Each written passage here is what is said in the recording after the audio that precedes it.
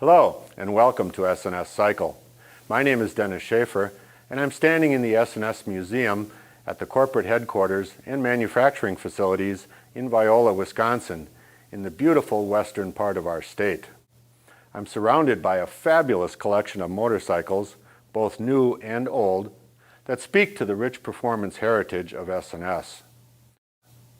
Do you know that vintage motorcycling has become one of the fastest growing segments of the motorcycle powersports industry? The interest from collectors, restoration groups, vintage racers, and even investors has caused the demand for older motorcycles to soar. Keeping that old iron on the road has created a new demand for replacement parts. In response to requests, Flathead Power has made available a series of reproduction kickstart covers for 1940 to 1986 Big Twins. Authentic in every detail, each cover has painstakingly duplicated even the unique casting features for each model year's application. This cover, unique to 1940 to 47 models, even has the cast-in manufacturing date code for July 1946. We've updated the cover with improvements that weren't in the original design. A full-length bushing for better oiling and support, and a modern seal in the cover are subtly incorporated in the redesign. Now let's begin our disassembly. First, remove the retaining bolt and carefully remove the seat. This will give us access to the battery terminal connections. It is important that you disconnect the negative terminal from the battery. This is a good shop safety practice. These kickstart covers fit a lot of motorcycles made between 1940 and 1986. It will be necessary to remove some components like exhaust system parts and brackets to gain access to the cover itself. There are too many models and custom applications to cover them all individually, so just be aware that some parts will need to be removed in preparation. Loosen the pinch bolt and remove the kickstart lever from the shaft. Repeated usage can make it difficult to remove the kickstart lever, so it's easier to remove the lever while the cover is still in place. Also, remove any shields or decorative covers.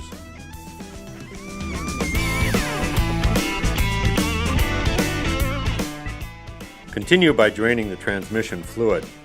Again, this is best done when the fluid is at operating temperature. Removing the filler cap will permit the oil to drain faster. Then remove the drain plug and drain into an appropriate container. After all the old fluid is drained, clean and replace the drain plug now so you don't forget. Replace the O-ring if there is one, and apply a small amount of Teflon pipe sealant or tape to the drain plug's threads. Install and tighten the plug. Loosen the clutch cable adjuster lock nut. Turn the adjuster inward to introduce free play into the clutch cable. Large amount of free play in the cable, it can easily be removed from the release arm on the transmission. Remove all the remaining nuts and washers from the cover. Slip the kickstart lever back onto the shaft and use the lever to relieve the spring pressure in order to remove the cover. Now, remove the cover from the transmission. Remove and discard the old gasket. Clean all gasket surfaces, removing any old gasket material and oil. Examine the parts in the cover. If they are in good condition, you can swap your existing parts to the new cover.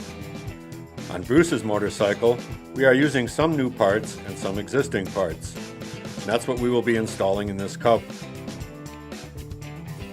Secure the cover in a vise with protective jaw covers. Remove the clutch lever's nut and lock washer while still in the cover.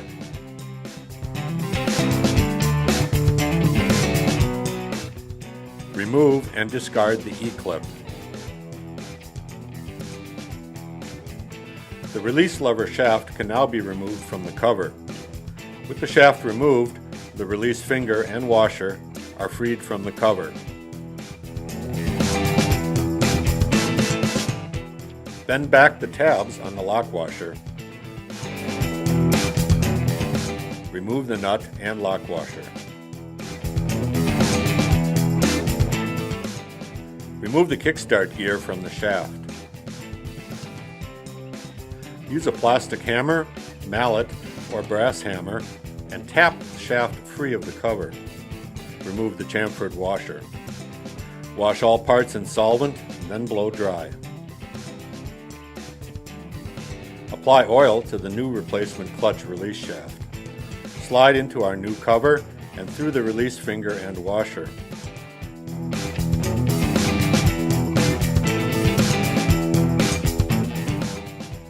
Install a new E-clip on the end of the shaft.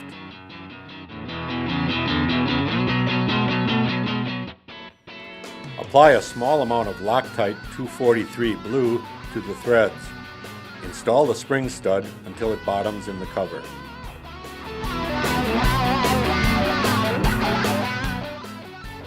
Apply oil to the replacement kickstart shaft and install the spring and washer with the chamfered side of the washer facing the spring. Tap the shaft into the cover with a mallet or plastic hammer.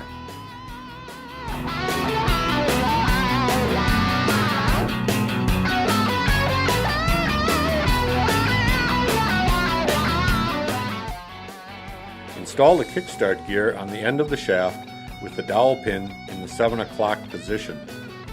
The replacement gear is a press fit onto the shaft. Use a 3/4 inch socket and hammer to drive the gear onto the shaft.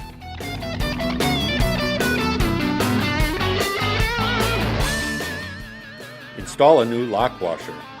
Use a small amount of red Loctite 272 on the threads. Install the nut and torque to 30 to 40 foot-pounds. Bend the lock washer tabs against the nut flats. We are ready to install our cover assembly. Check one more time and make sure that the gasket surfaces are clean and free of any old gasket material or oil. Place a new gasket on the transmission studs. On models with mid-controls, 3 longer studs may be needed for the brake linkage bracket. Place the new cover over the studs until it contacts the gasket evenly. Install all washers and nuts finger tight. Tighten all nuts in a cross pattern. Final torque each nut to 13 to 16 foot-pounds. Reinstall the clutch lever release arm, washer, and nut. Tighten the nut securely.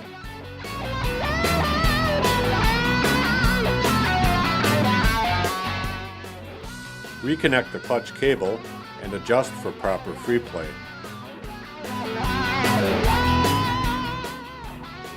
Reinstall the kickstart lever and all other components removed for cover replacement. Refill the transmission with the correct type and amount of fluid as specified. Reconnect the battery's negative terminal and reinstall the seat. Make sure that the kickstart lever clears the muffler and adjust the muffler location as necessary. Now it's time to ride. Road test and recheck fluid level.